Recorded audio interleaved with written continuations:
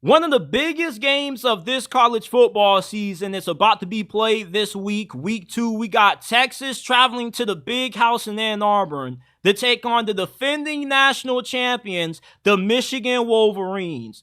And I'm going to just be honest with you guys. Most Michigan fans already think that I'm a Michigan hater, so it doesn't really matter how objective I try to be in breaking down this game. So I'm just going to give you my prediction flat out. Texas is going to steamroll Michigan. I think that this game is going to look exactly similar to what we saw last week in that Clemson versus Georgia game. Michigan is going to keep this thing close for the first two halves or the first two quarters due to them having Wink Martindale as their defensive coordinator. He's going to be throwing a lot of exotic looks at Quinn Ewers and Steve Sarkisian.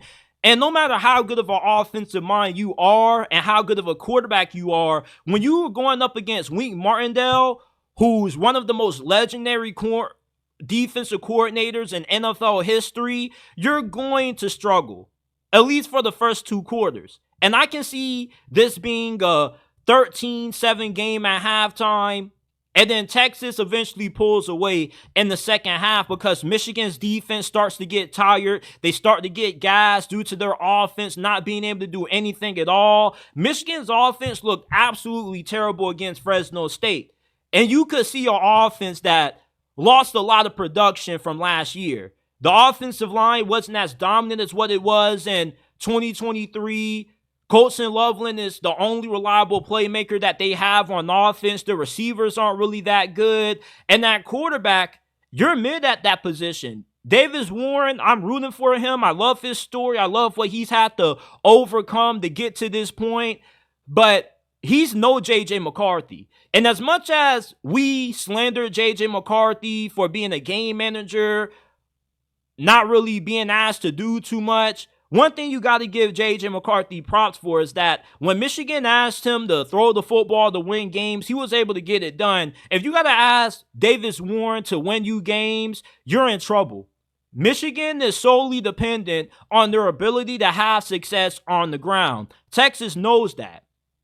And with that, they're going to stack the box, and they're going to force Michigan to beat them by throwing the football. And they don't have the style of team to beat you playing complimentary ball as what they did last year. You see, last year, they were a run-first team with the ability to throw. This year, they're strictly just a run-first team. They need to run the football to open up the pass because if you can't get that ground game going, you're not going to have too much success throwing the football neither. So if their run game isn't effective, this offense is going to be ineffective. And now running back, Donovan Edwards is on the cover of College Football 25, and he's not even the best running back on the team. He looks like RB3, RB2 out there. I mean, the dude just looks slow and sluggish, and he doesn't have that same power that he had in 2022. I don't know what happened to Donovan Edwards, but in 2022, this dude's explosiveness, his acceleration was off the charts. But over the last 2 years, maybe he got an injury that we didn't know about that took away some of that explosiveness, but you're not going to have an easy time running the ball on this Texas front. Even with them losing 2 All-Americans on the interior of their defensive line, they've done a lot to try to recoup for those losses. And they're not going to be as good against the run this year as what they were last year. Even Texas fans would agree with that.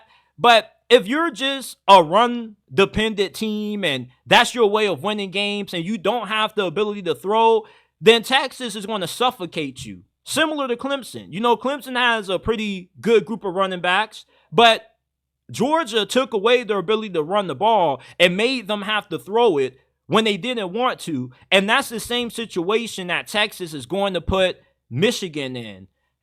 With Texas going on the road to play in a hostile environment, it's going to be another reason why Texas is going to get out to a slow start in this game and why at halftime this is going to be a close game. But the majority of this offense this year played on that Texas team last year that beat Alabama and Tuscaloosa. And I'm not trying to be disrespectful to the big house. I'm not trying to be disrespectful to Michigan's home field advantage.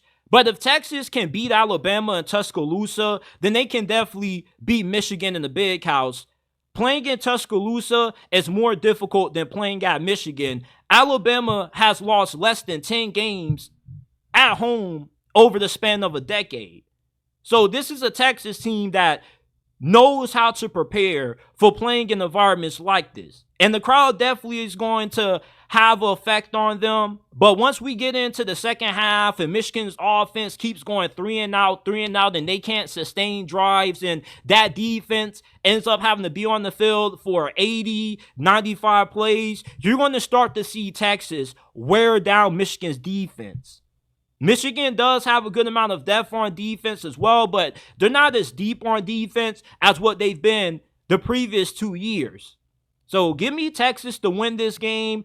34-14 is my final score prediction, and I got them covering that 7.5 point spread as well. And don't be surprised if you see the line in this game rise up a couple of more points, because this really should be a one-sided affair. I mean, Michigan is not as good as what they were last year, and it's pretty evident with how they looked against Fresno State.